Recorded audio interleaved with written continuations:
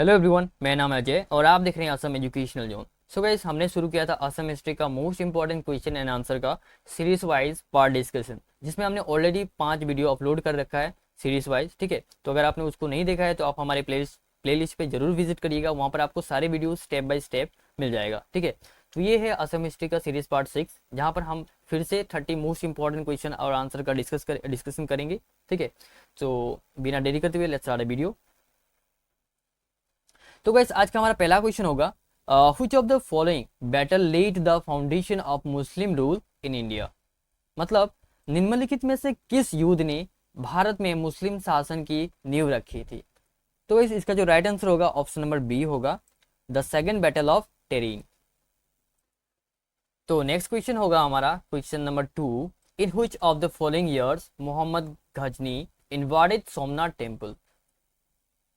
निम्नलिखित में से किस वर्ष मोहम्मद गजनी ने सोमनाथ मंदिर पर आक्रमण किया था। इसका राइट आंसर होगा option number A, 1025 AD. Next question होगा हमारा question number 3, who was the first Muslim ruler to invade India. भारत पर आक्रमण करने वाला पहला मुस्लिम शासक कौन था। तो इसका जो राइट आंसर होगा ऑप्शन नंबर बी हो जाएगा, मोहम्मद बिन कासिम। नेक्स्ट होगा हमारा क्वेश्चन नंबर 4, डेक्स the sultan of Delhi shifted his capital from Delhi to Daulatabad. मतलब डेक्स दिल्ली के सुल्तान ने अपनी राजधानी दिल्ली से दौलताबाद स्थानांतरित कर दी थी। तो इसका मतलब कौन से सुल्तान ने किया था। इसका राइट आंसर हो जाएगा option number D, Mohammad bin Tughlaq.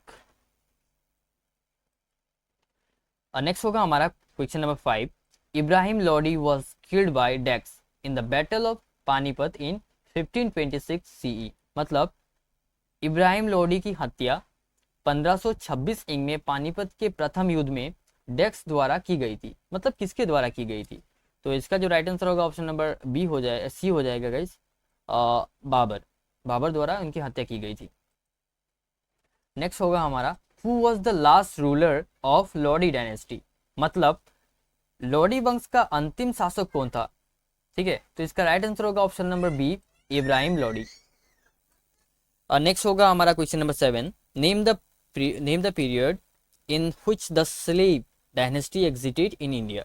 मतलब उस काल का नाम बताया जिसमें भारत में गुलाम वंश अस्तित्व में था। तो इसका राइट आंसर होगा option number B, 1206 and 1290 AD. ठीक है, इसका बी ऑप्शन राइट होगा।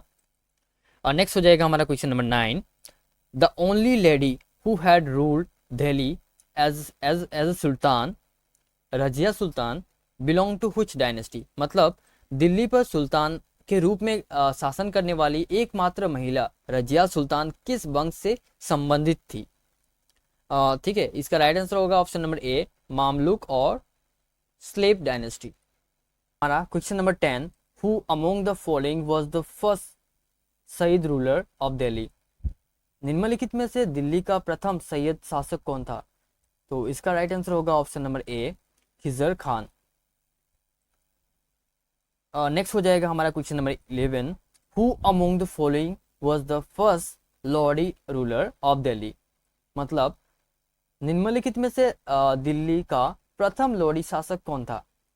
तो इसका राइट आंसर होगा option number B, Bahlul Lodi. Question number 12 होगा हमारा, who among the following was the founder of Khilji dynasty. मतलब निम्नलिखित में से कौन खिलजी वंश का संस्थापक था। तो इसका राइट आंसर होगा option number B, Jalaluddin Khilji. Next question होगा हमारा question number 13, who was the founder of slave dynasty और मामलुक डायनेस्टी इन दिल्ली। मतलब दिल्ली में गुलाम वंश या मामलुक वंश का संस्थापक कौन था। तो इसका राइट आंसर होगा option number B, Qutubuddin Aibak. Next question हमारा question 14, which sultan of Delhi adopted the policy of blood and iron. मतलब दिल्ली के किस सुल्तान ने रक्त और लोहे की नीति अपनाई थी। तो इसका राइट आंसर होगा ऑप्शन नंबर ए हो जाएगा, बलबन। नेक्स्ट क्वेश्चन होगा हमारा question number 15, who organise the nobles incorporate body the group of 40। इसका मतलब है किसने कुलिनबर्ग को एक निगमित निकाय द क्रॉप ऑफ 40 में संगठित किया था? तो इसका राइट आंसर होगा ऑप्शन नंबर बी हो जाएगा, इल्तुतमिश। नेक्स्ट होगा हमारा question number 16, the invasion of Delhi by Timur in डेक्स AD mark the end of the Tughlaq empire. मतलब तैमूर द्वारा दिल्ली पर आक्रमण डेक्स इंग में तुगलक साम्राज्य के अंत का प्रतीक था। अंग्रेजी बताना है, सॉरी टाइम बताना है कब का। तो यहाँ पर राइट आंसर होगा ऑप्शन नंबर डी, 1398। नेक्स्ट होगा हमारा question number 17, who among the following was one of the governors during the reign of Alauddin Khilji. यहाँ पर पूछा गया कि निम्नलिखित में से कौन अलाउद्दीन खिलजी के शासनकाल के दौरान गवर्नरों में से एक था। ठीक है, तो यहाँ पर राइट आंसर होगा ऑप्शन नंबर ए हो जाएगा, गयासुद्दीन तुगलक। नेक्स्ट क्वेश्चन होगा हमारा question number 18, who shifted the capital of Delhi to Agra. इसका मतलब है दिल्ली की राजधानी को आगरा में किसने स्थानांतरित किया? ठीक है, तो यहाँ पर राइट आंसर होगा option number B, Sikandar Shah. तो हमारा नेक्स्ट क्वेश्चन होगा question number 19, the city of victory was the name of which city and a famous medieval empire। मतलब विजय का शहर किस शहर और एक प्रसिद्ध मध्यकालीन साम्राज्य का नाम था? तो यहाँ पर राइट आंसर होगा option number C, Vijayanagar empire. ये बहुत आसान था, अगर मतलब अब थोड़ा अगर लॉजिक लगाओगे तो आप जो द सिटी ऑफ विक्टोरी था यहाँ पर मतलब इसका हिंदी में मतलब आता है विजय का शहर, तो विजयनगर एम्पायर था वो। हमारा नेक्स्ट क्वेश्चन होगा question number 20, which major south Indian kingdom fell as a result of the battle of Talikota in 1565। मतलब 1565 में तालिकोटा की लड़ाई के परिणाम स्वरूप कौन सा प्रमुख दक्षिण भारतीय राज्य नष्ट हो गया था? तो यहाँ पर राइट आंसर होगा option number B, Vijayanagar empire. Vijayanagar नष्ट हो गया था। हमारा नेक्स्ट होगा question number 21, which city was the capital of the Vijayanagar kingdom. Vijayanagar साम्राज्य की राजधानी कौन सा शहर था? तो यहाँ पर हमारा राइट आंसर होगा option number C, Hampi. Next होगा हमारा question number 22, to which of the following dynasties did Krishnadevaraya belongs. मतलब कृष्णदेवराय निम्नलिखित में से किस राजवंश से संबंधित थे?